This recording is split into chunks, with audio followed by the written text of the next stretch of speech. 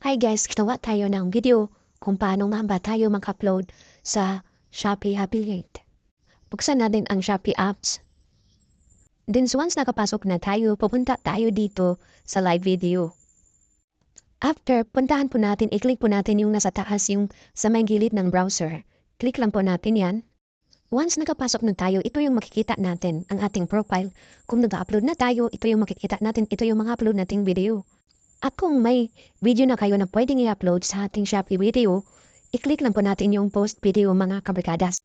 Din dito tayo dadalhin ni Shopee. Pipili po tayo ng video or template. Maglagay tayo ng template. Ano nga ba ang template? Ganito guys. Once pa na-upload ako ng video, pag i-click yung template, ganito yung itsura niya. Pipili ka lang dito kung anong gusto mo dito.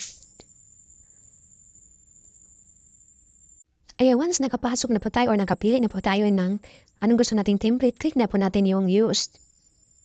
Then, ayan, pipili tayo ng video kung ano ang i-upload natin. Then, after next, then, ayan yung itsura ng kanyang slideshow. Then, after click natin yung next na sa taas.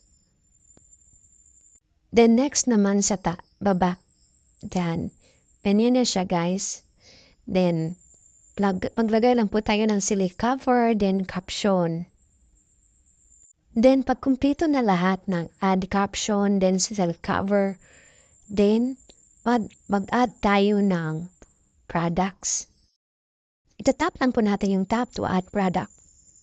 Then, makapasok tayo dito. Then, search natin kung ano ang ilalagay nating products. Then, tulad sa video is Kaleo. Kanyan, pipili lang po tayo yung matataas na commission.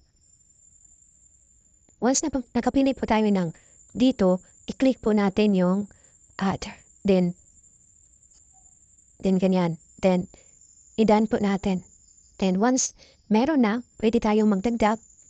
Click lang po natin yung search bar, then value.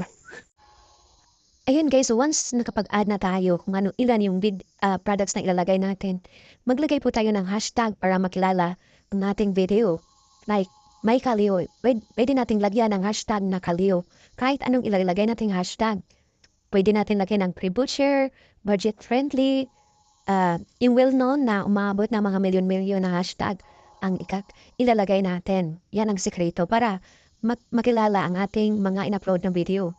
Then once kompleto na tanan, i-click po natin yung baba na post. Then, at pwede nating makikita kung tapos na ba yung in-upload nating video. Doon lang sa may taas na may tao. Yan, once gusto natin pupunta tayo sa ating profile, click natin yon yan.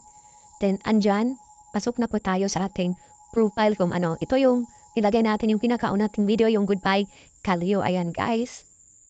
Ayan guys, tapos na po tayo. Kung may itatanong ka, comment lang po sa baba para matutulungan po kita mga kabarkadas.